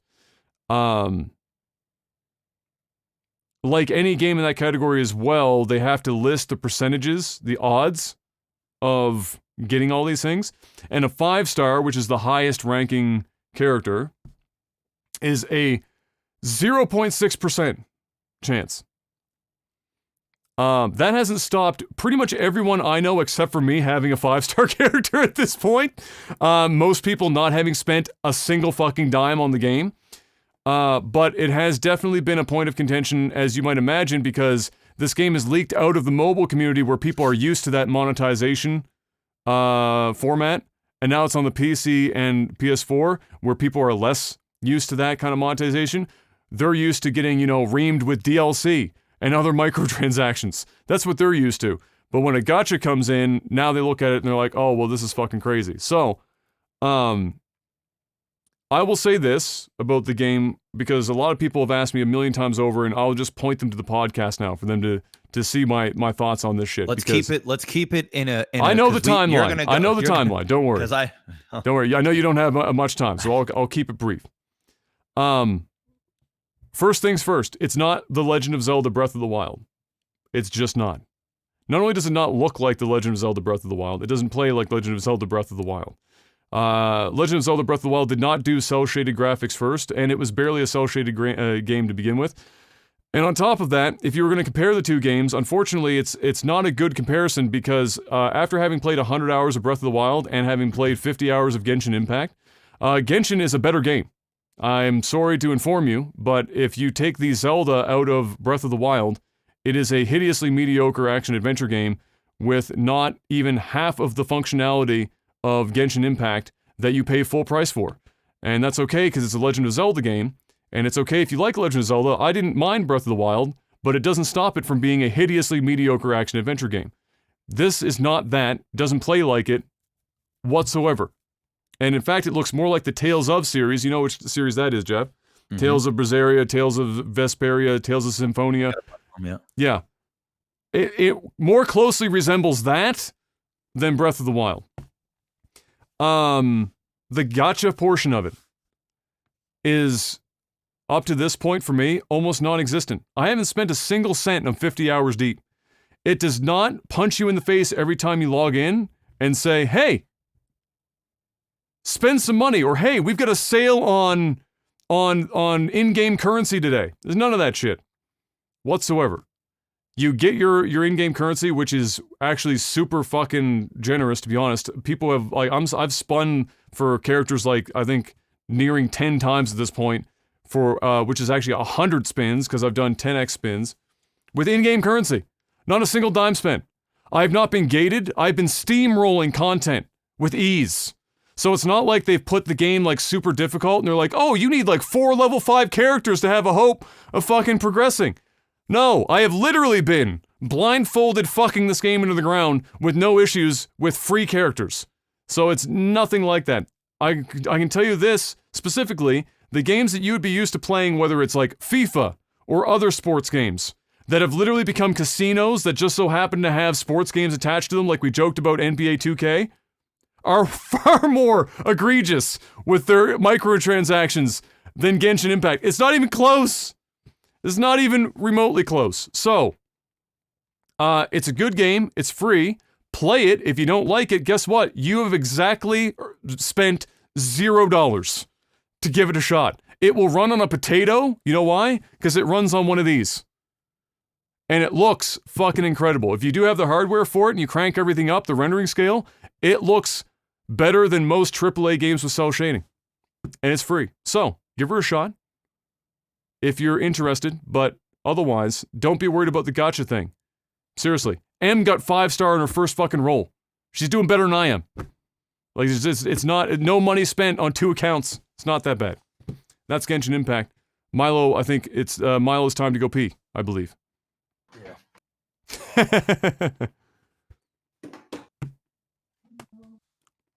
But yeah, in general, yeah, no, people are comparing Breath of the Wild really heavily to it because of the visual, but it's not at all Breath of the Wild. And now, Mr. Black! Yeah. It's time to sell the fuck out. I have a problem, Jeff. I need some help. You know, I'm really getting into this weeb game and all these waifus and shit and husbandos and all the whatever the fuck you want to call them. And it's challenging. Because there's a lot of them, and I need a way to help to be able to remember all of my characters with an easy visual aid, preferably that I can hotkey to bring up information on every one of my characters, so I don't have to, you know, forget about them. And preferably in beautifully colored LCD or LED buttons. Is there something that you could do to help me remember all of my waifus in Genshin Impact? I mean, I definitely can. And that something here is called the Stream Deck, which I conveniently have right here that I can't turn all the way because the cord isn't long enough. But That's it's okay. right here. It's actually here. I got the technology. Boom. Look at that. Boom. Right there. It's called the Stream Deck. Now, every one of these buttons can be used for your new waifu. Oh. Every one. You know, 5-star, 3-star, 2-star, 1-star, 5-star, 5-star, 5-star. Hey, if you want a hotkey to buy whatever it is you buy in there, you can hotkey that up. You can turn it off if you don't like the game by just clicking that. You can even probably link it up to uninstall it. If you rage quit and just click the uninstall button, literally just say uninstall. It'll take you there. Jeff, if I wanted to free up 230 gigs of hard drive space, is there a way for me to do that? Yeah, you don't even need a Stream Deck to do that. You can just delete Call of Duty. Honestly. If I'm just being frank with you. It's fair. But if you want to install Call of Duty, you've already been data capped, you can go ahead and use NordVPN to mask your IP. So your ISP provider, right on your router, mask that bad boy. They're not even going to know that you're downloading 250 gigs that you have to put on multiple hard drives, or at least one that's like a 1 terabyte or a 500 gigger. Put it all on there. You can bypass it when you use the promo code OTT on nordvpn.com/OTT. 68% off, guys. 68% off, a 2-year term, 30-day money-back guarantee, and you get a bonus month. So you get 25 months, 68% off. You get to stay safe, stay anonymous on the interwebs. You get to not be region blocked anymore. You can access any part of the internet you wish to desire. Good, bad, or indifferent. You can go there with NordVPN. Promo code OTT. And when it comes to Elgato, well, you Elgato get a Stream Deck, bare minimum. But they got green screens, they got capture cards, they got key lights, they've got ring lights now. They've got microphones with their Wave products. Pretty soon, they're going to take over the world. Elgato. Link is in the description below. We don't have a promo code, but we do have a plug. So go there. and buy stuff, and then tweet it out at us with them, so they know you're buying stuff. Because it's ideal. It's ideal. Do that. Patreon.com/lagtv. We have that as well. If you ever just feel like throwing money at the screen, it's a good way to do it. If you don't feel like throwing money at the screen, hitting the like button's great. Leaving a comment is awesome. And sharing is incredible. You do all three of those things, and you're doing God's work. You're putting food on my table. My son thanks you. Can you actually do that yet? No. He can say hi. Soon. He can say bye. Okay. He can say, obviously, he can say my name. Kayla's, he says Nana, Papa. He says no. He definitely knows the word no. Why is it that kids always learn that one first? I think it's because we say no to him a lot. Like, no, don't do that. No, no, no. Probably. And then he realizes what no is. That's fair. Yeah, he knows quite a bit. Whenever he sees something, he gets a new toy, or whenever he gets a new toy, he goes, oh. And whenever he gets food, he goes, there's that. Fun fact. The man, the myth, the legend, Hun, had his baby girl 2 days ago. Oh, I didn't even know he was having a baby. Had a baby. I don't know, maybe I didn't inform you. I literally, like, 2.5 months ago, I was driving home after, oh crap, I dropped Em off. This was in the summertime when we had, like, no cases and people were outside doing things, and so she was at a lake thing with a couple of friends. And I dropped her off for that, and on the way home, I was like, you know what, I'm just gonna call Hun. I haven't talked to him in a hot minute. He's a busy man. And so I called him up, and we talked for like 4.5 hours. I sat in the fucking Costco parking lot for like 4.5 hours, and then immediately turned around and picked up Em afterwards.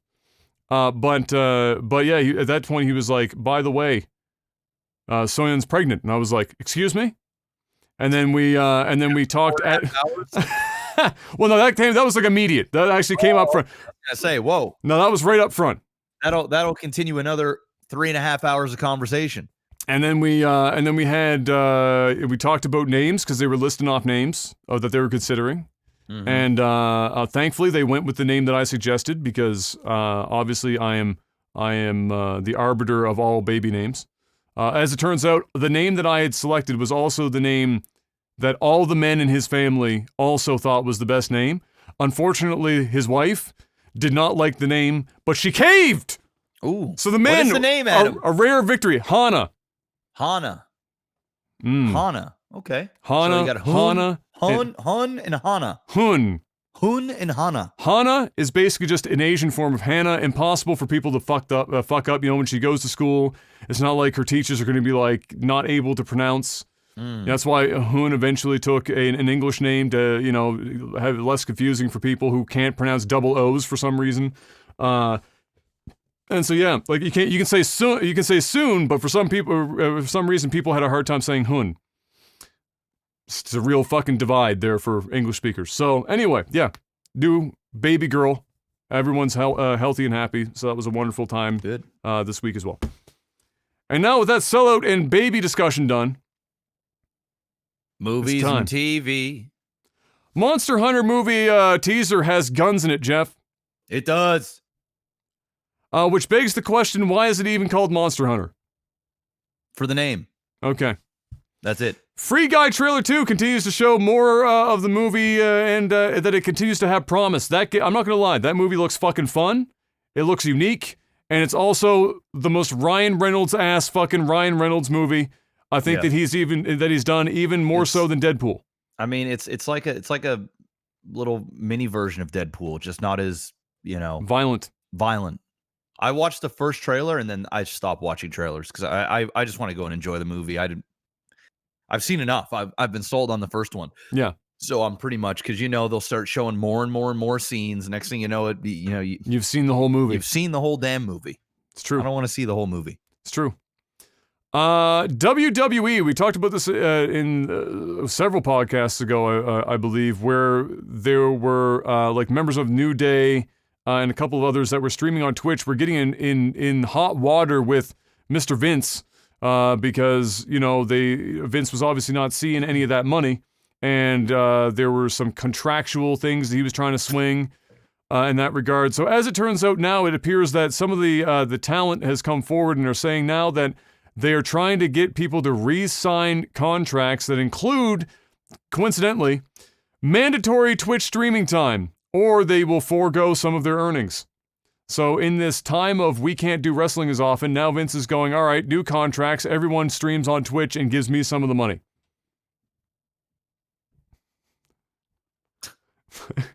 Vince is a fucking twat, bro. You know what this is, man? This is just the WWE dying. It's dying. Yeah. Stephanie McMahon just sold a mass amount of her shares in the company for like 2-point-something million pounds or some shit. It's going down to the tubes. Wrestling, I'm just gonna say it. Sorry for all the wrestling fans out there. Sucks. It's hot garbage. It's dying. It ain't staying much longer. I'm sorry to break it to you. It's going. AEW's going. WWE is going. They're all going. It's dying. The end is near. It's coming. I'm telling you, it's coming. And the only way it's going to hold on for another 5 years, 10 years tops, is by getting more celebrities jumping in, more famous UFC fighters. It's gonna be like the first fucking WrestleMania all over again. Where how many Cyndi Laupers can we find to cram into this thing? It's going to turn into no longer weekly WWE, 3 hours on TV this night, couple hours on this night. It's going to boil down to WWE is going to have events a few times a year, and that'll be the show. That'll be the show. And you know what? Most of it is because Vince and the creative team that he put around him shit the bed for nearly 20 straight years. Yep. That's a feat. Yep. That's a fucking feat. When you basically have a monopoly on the market and you shit the bed for 20 straight years, you deserve to fucking die. That. I guarantee you, when my son becomes a teenager, when he's like 12 and shit, it's gone. There won't even be there won't be a WWE. It's over. There's just there's no creativity in AEW has the creativity, but they don't have the money and the size. They're getting into the game too late now. Yeah.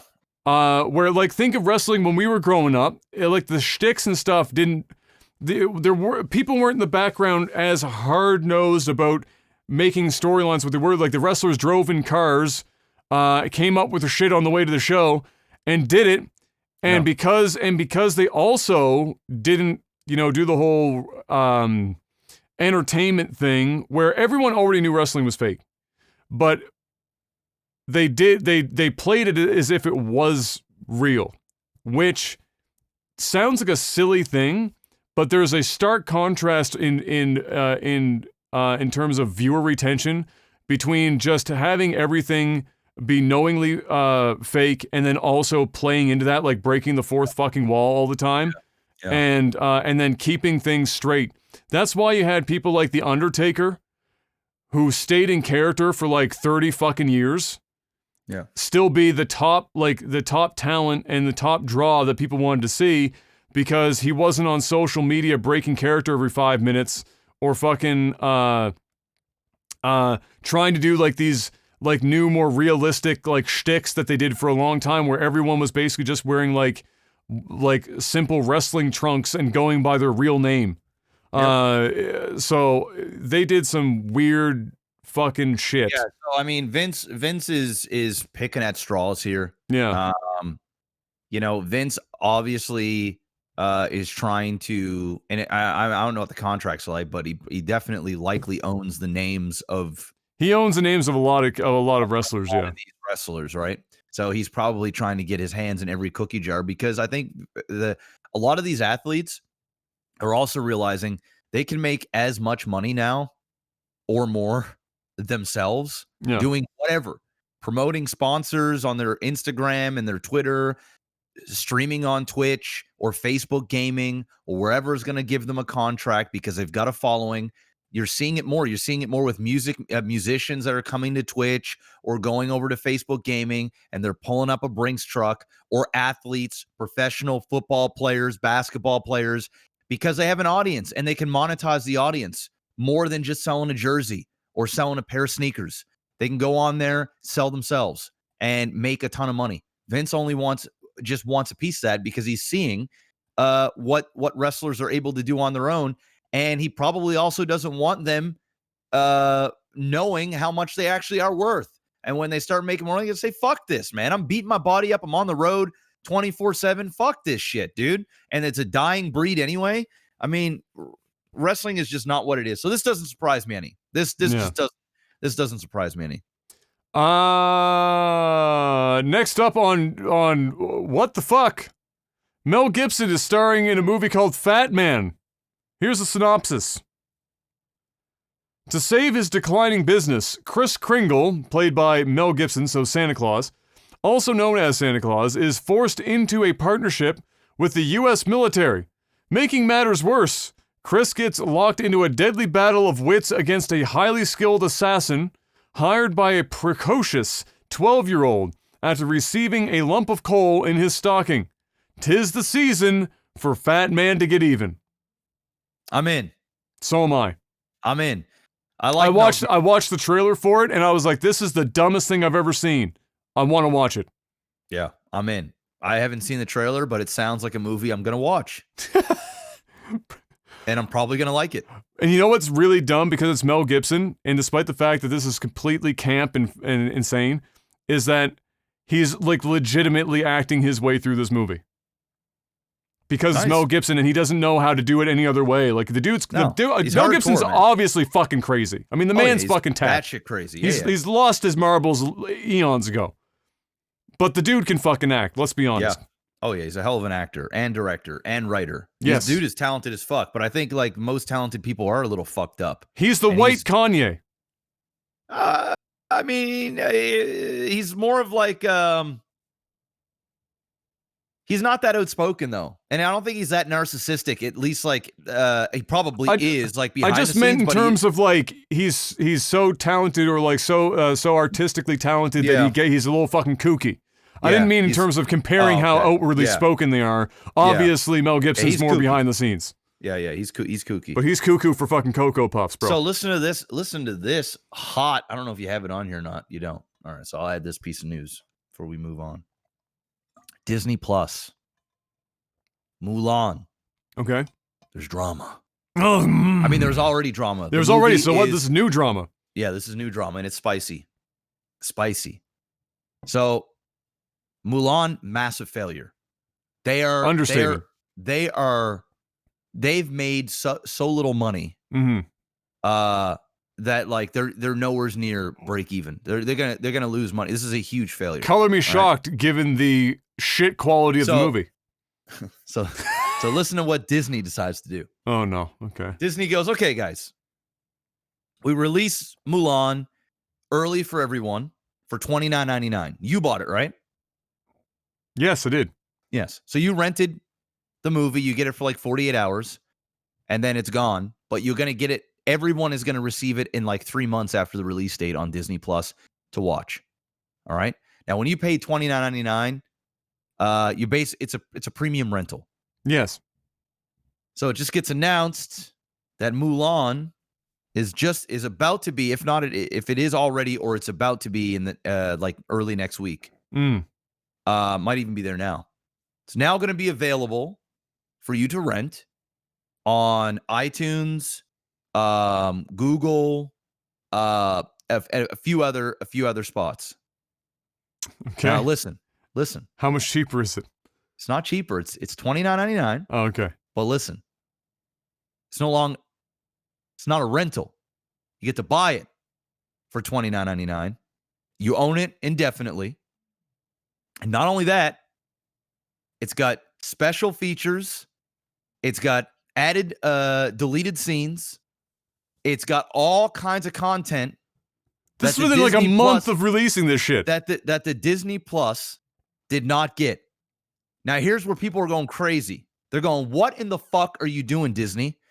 I not only have a yearly subscription to Disney Plus, but I also rented your movie. Rented it.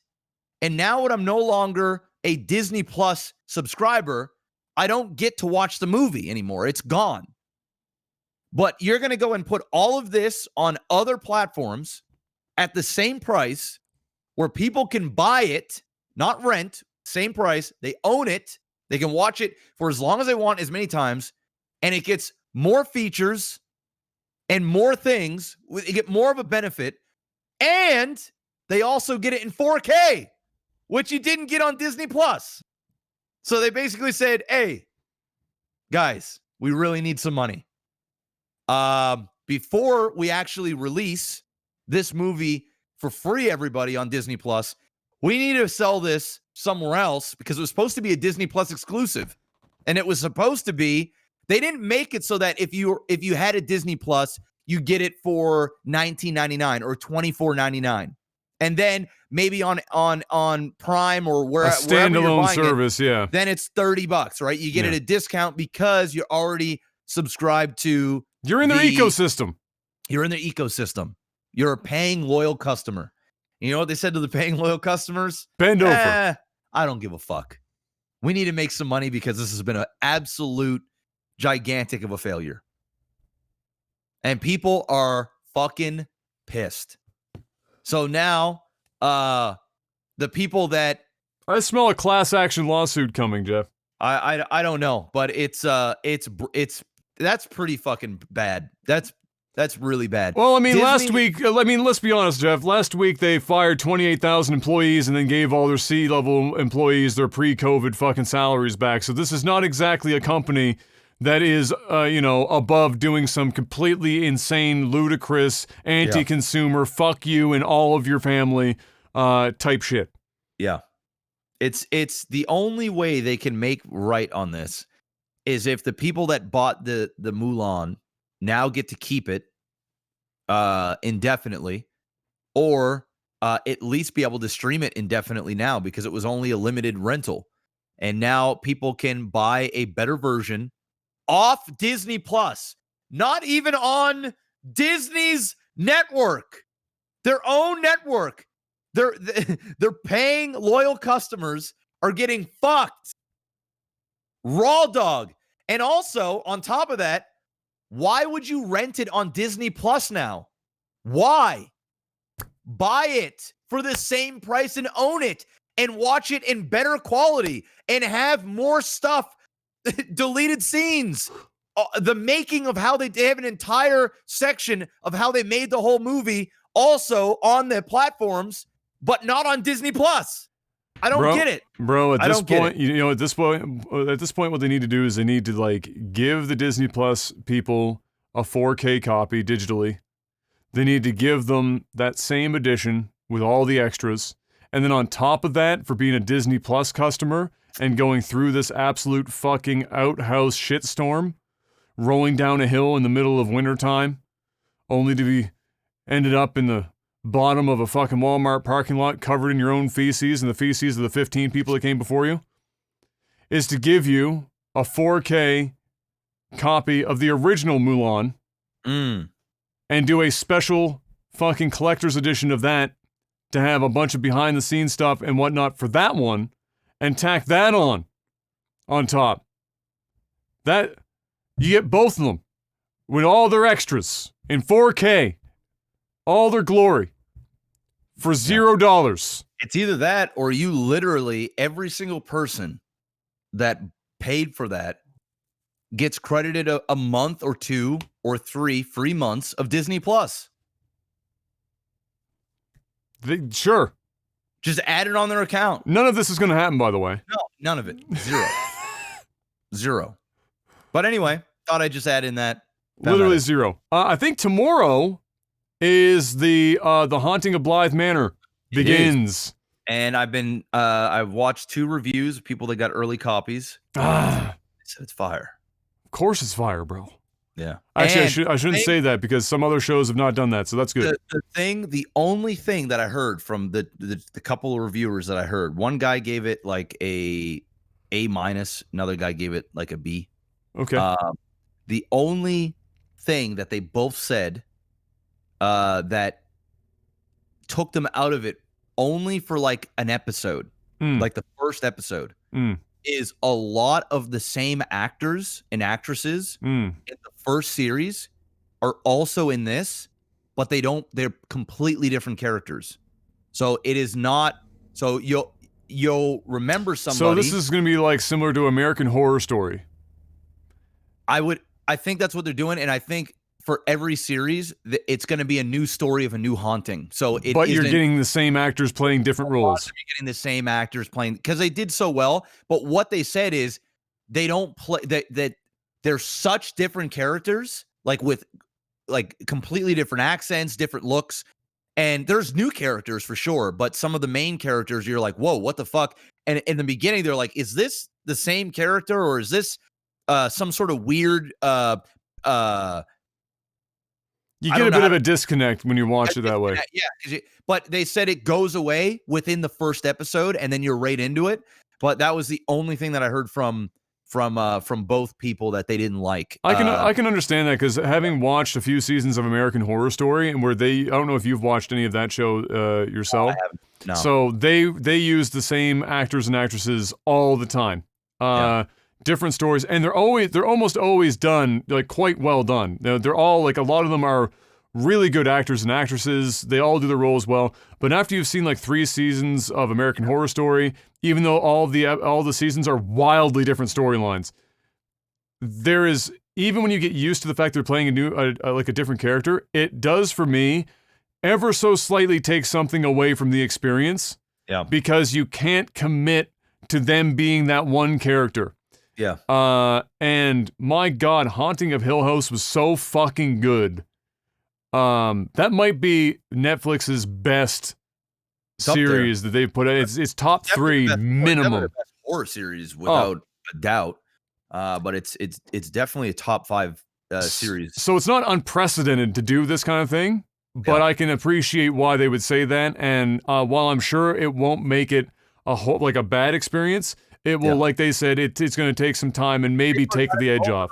Both of them literally said they forgot about it after the first episode, and even one guy even said after most of the first episode, they didn't even think about it anymore because they were so drastically different, but they knew it was the same actor and actress. It just kind of, there was this weird thing, and then they almost thought like, is this part of the story where maybe this is the same character? But I was about to say, I wonder if they're doing dimension shit or different timelines. Exactly. So, and they didn't spoil anything, so I don't know if that's the case or not. But they did say that was a thing. And they were playing given without spoilers, given the Red Room, you never know. That's you never know. Possible. Right? It's a possibility. But fuck you never know. me, Haunting of Hill House was a good series. What a fucking end to that thing. Holy shit. Yeah. Next up, it's time now, Mr. Black 4. Move tech support. Really would have been struggling to come up with more movie talk, but tech support every week, ladies and gentlemen. Patreon.com/life. Not the full thing. Patreon.com/lagtv. We actually locked up that URL. LagTV, where you can help us financially. $10 or more a month gets you into the high quality release. It's literally a raw file. So if you want, despite the fact that we're doing this over Discord, if you want to hear, and I'm not even fucking with you, one of the best sounding podcasts in the world, this is it. If you want to pleasure your eardrums, that $10 a month, you're going to get that link. You're going to be able to get in on that action, and it sounds substantially better than 96 kbps, trust me. You get access to that. You also get access to tech support, where you get to ask us questions on a post that I put up before the podcast every week, and we answer a few of them, or as many as we can with the time we have. So, first up, Mark Furry asks, so this has 4 upvotes on this bad boy. Peaches or nectarines? I mean the fruit, but if Jeff wants to make it a sex thing, have at her. Peaches or nectarines all day. Fuck. All day. Shit. No pun intended, but they're neck and neck for me. It really, peaches and nectarines are two fruits that I can think of that the ripeness is the difference between I'm going to eat the whole thing or I'm going to take a bite and throw the rest away. Yeah. A peach that isn't ripe is a no-fly zone. A nectarine that isn't ripe is 1,000 times worse. And so for that, I'm going to go with peaches just because there's a broader range of edibility for me with a peach than a nectarine. Nectarine that's not ripe is like a fucking rock. It's not, and it doesn't have any flavor. It tastes like water when it's not ripe. So, I'm gonna go with peaches, but I like both of them. I mean, I'll fucks with both of those. Seth asks, what is your skill level in completing captchas and proving you're not a robot? You know, I like to say I have a pretty good record. You know, pretty good record. The letters one and whatnot, not bad. I've gotten very adept at seeing, you know, when they're like fucking with a couple of letters that look basically the same. It's always like Q's are really terrible because when they start like adding like lines across all the letters and shit. You don't know if it's an O or a Q. Yeah, it gets fucking weird, especially because they like also make the letters wavy. Yeah. Then there's like I's and capital L or lowercase L's and capital I's and yeah, it gets fucking weird. I'm pretty good. My favorite version of captures right now is the puzzle piece slider. Have you gotten those yet? Yeah. Those are good. I like about the puzzle pieces where it's like, wow, you're faster than like 98% of people, and you're like, I just took 5 seconds. How long? What are people doing? Taking a shit before they fucking complete this thing? I want to see people that fail that, like they can't quite line it up. I can't log in, man. I swear to God, I'm not a robot. I'm just, oh my God, I'm terrible. Mom, can you come down here and I'm bad at puzzles. Let's see. Danish Devil says, thank you guys for the noise last week for my buddy caught him by surprise big time. Now for this week's question, what was the popular prank in your neighborhood growing up? Was it TPing houses, ding dong ditch, which here would have been called knock knock ginger, or prank calls? TPing houses was just flat out not a thing here. What is that? Like toilet papering houses. Oh, like, yeah, we didn't do that. Not even during Halloween would people do that. My favorite thing was going up to houses and taking little tiny light bulbs from their Christmas lights, and then you could smash them. You know, you'd throw them, smash them on the ground, and then then there'd be some missing. You know, and then they get super mad, be like, "What the fuck?" Titas did that to my house a couple of years before Dad said that he'd put his foot in his ass if he ever did it again. I did that a lot as a kid. Yeah. Popular here, Knock Knock Ginger for like 1 or 2 years here was kind of popular. But everyone knows everyone here, so you're kind of fucked. Like, even if they don't see you, they know who the fuck did it. Like, it's not a surprise. You know, you'd have to go like 17 streets down before you'd find like people that don't know every child and adult in the area, so you're not gonna have like the surprise factor. Prank calls for a short time too. Mostly when soundboards became a thing. Do you remember when we prank phone called my mom and we used the Arnold Schwarzenegger soundboard and she actually fucking bid on that one? I do remember. Huh? I do remember. It was good. Good times. Good times.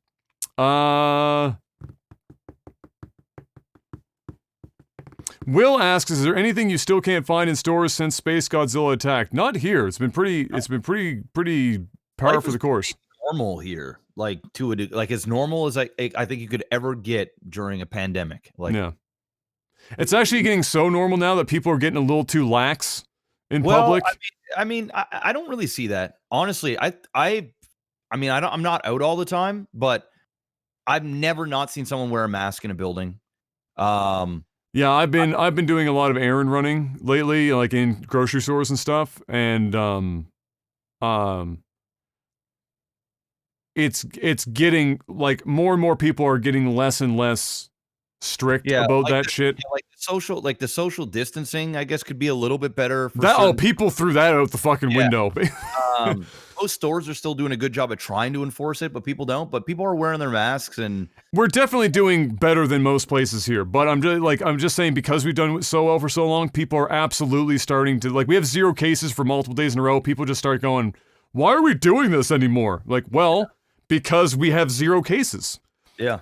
We want to keep 0 cases. 0 is better than higher than 0. So we're going to keep doing this shit. Yeah. But yeah, otherwise, like, stock for things has been good. The only thing that was, like, oddly hard to find for a period of time were hot dogs. But, like, not the small ones, but, like, the bigger, slightly bigger hot dogs, like the jumbo dogs. Yeah. Dad was literally, like, fucking canvassing the city for 2 months. And it was like, you could find a package somewhere. It was like a black market for, like, jumbo hot dogs in Halifax somewhere. Couldn't find one to save his life. Not even Costco. But couldn't find fucking jumbo hot dogs. So, but other than that, no, nothing crazy. Hot dogs are not nasty. Hot dogs are made up of things that you probably don't want to know.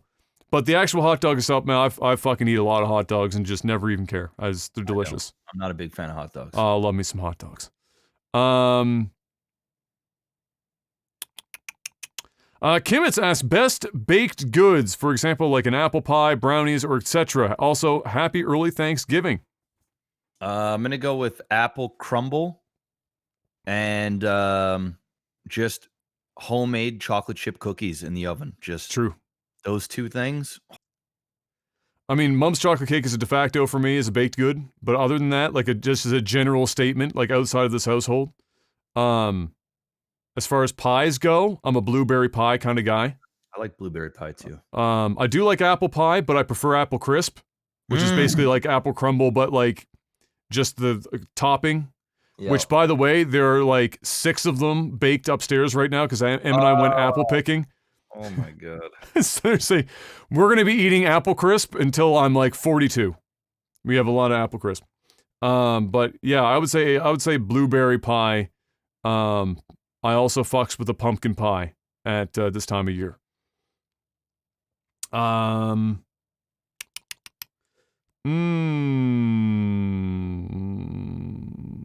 Jorbach asks, do you enjoy a well-made calzone? Yes, I do. I remember there was like calzone is basically a giant pizza pocket. Yeah, a huge piece. So remember we used to get the Donair ones? Yes. Like that's literally what it was. Those I'll fuck with those because the Donair meat and stuff and the sauce stuff is so heavy and punches you in the face. Like calzone dough is like fucking thick. Yeah, it's like at least dough with a little bit of pizza stuff inside. Yeah, at least the ones here. I'm gonna say a well-made calzone, not as thick, but the ones that you're generally gonna get here. I'm kind of fiending for one of those Donair ones now. I mean, when I used to think back when I was a kid, they used to be massive. I wonder if they're actually really big or I was just small. Oh no, they were fucking huge. Okay, yeah. Like I remember they would make them. You go to their sometimes you'd go to the pizza shops, high school lunchtime or whatever, and they put it on one of the paper plates, which was comical because only half of it was actually on the plate. The other half was hanging it over the edge. It came in like a pizza box. Like when they get one for delivery, they put it in a fucking pizza box for you. That's because it doesn't fit in a bag. Yeah. Literally couldn't put it in a paper bag. The thing we stick it out the top. Now I want one. No, they still make them as far as I know.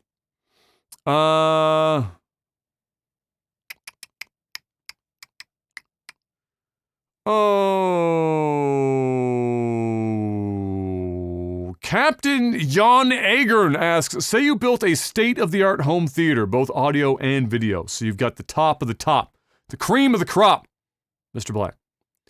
What is the first movie you put on to best showcase it? He says, Adam, what is the second movie after you watched Interstellar? Actually, that wouldn't have even been my first choice. I know when I moved in here, the first movie that I put in because I had it was Edge of Tomorrow. Great choice. It is the perfect movie for a home theater setup because it's loud, it's big, it's just the audio that they have in it is phenomenal. It's an action movie. It's in your face. It's relentless. That's the one I went. That was the first thing that I put in. The second one I did was Dark Knight. And then the third one, and I didn't watch all the Dark Knight, but I just watched some of the big scenes. And then the other one was Interstellar. I put in Interstellar. I actually watched all of Interstellar. So yeah, those were it. But dude, Edge of Tomorrow, that's the one. Go watch that. I'm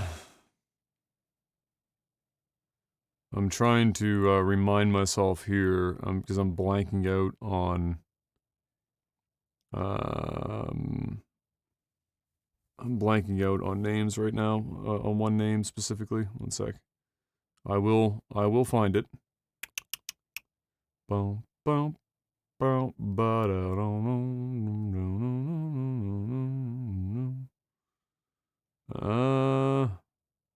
maybe I won't somehow fucking find it. Sour. Looks like you're going with Interstellar. Oh my god, where the fuck? Oh, there it is. Okay, so I've got 3 that I would go with. Interstellar is one of them, for sure. I would say just for the obvious reasons. I would go with Pacific Rim. Pacific Rim is one of the few movies. I mean, there's probably been some more since it came out, but the original Pacific Rim has some of the best mastered audio of any film that you can buy to test out your home theater system with. Then I would go with to test out just how good the contrast levels and black levels were for this fancy system. You go ahead and you play yourself Goodfellas, because the remastered Goodfellas, the way that it was shot and remastered, is probably the best thing to use to see just how good your TV is at showing the difference between pure black and a dude wearing a black suit. And then Interstellar would obviously be another choice. That's just an obvious pick, because the sound when they're going into the black hole and the sound from that and the visual effect for that is just a mindfuck. And here's a dark horse that I forgot. I thought, did I put it in here? Yeah, I did. We just skipped over it. Lord of the Rings is getting a full 4K remaster by Peter Jackson and crew. Crazy. 4K Ultra HD, probably with some HDR if they can cram it in there, if it makes it work or look any better. Either way, getting a complete redo. And I'm going to say right now, that's probably going to look pretty damn dope. Yep. On news systems. So, there you go. That would be my choices.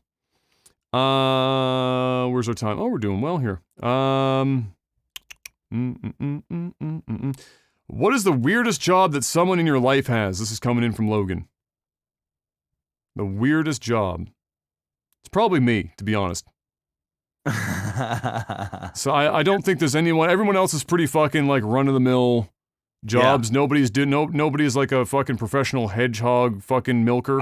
I definitely have the weirdest job. Yeah, for sure. But if I had to pick somebody, my buddy Matt, he installs windows on like tall ass buildings, like fucking skyscrapers. Oh, and shit. Okay. So he basically is fucking, hanging on something that is like swaying in the wind, and he's got big suction cups, and he's putting up massive, like, we're not talking regular house windows, big panes of glass and shit, 60 stories up or 40 stories up. And yeah, that's a big no from me, dog. So that's definitely, it's not like the weirdest job, but it's definitely like one that stands out where I'm like, God damn, bro, you are earning your money. Super Kami Guru asks, if you were given the money to start your own esports team and you could pick any game, past or present, what game do you pick and what's the name of your team? It's simple. You go into League of Legends because the standard salary for players is $500,000, which means the money that you're making as a team is a lot of money.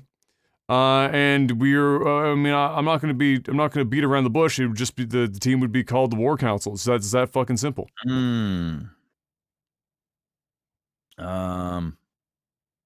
Yeah, I'd probably pick League as well, just for the money. And the name, I don't know. GG no re. There you go. There you go. Last question. Comes in from Xenon Slayer. It says, given the ever-growing list of films being held back, which one are you looking forward to the most? 007 right now. That's me too. Same thing, bro. We probably talked about this before, but there is something about I almost said GoldenEye. There's something about Bond movies. It doesn't seem like how many they make. I always want to watch me a fucking Bond movie. Yeah. Yeah, and it looks great. And it's Daniel Craig's last one. Yep. It just looks good. It looks brutal. It looks manly.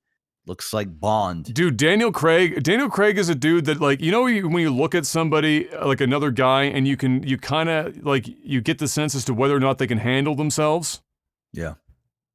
Daniel Craig looks like he could fuck some people up. You know what I mean? Like, he looks like he knows he knows himself and he knows what he's doing, and he just would not, like, he looks like he's unshakable. Yeah. He's just one of those guys.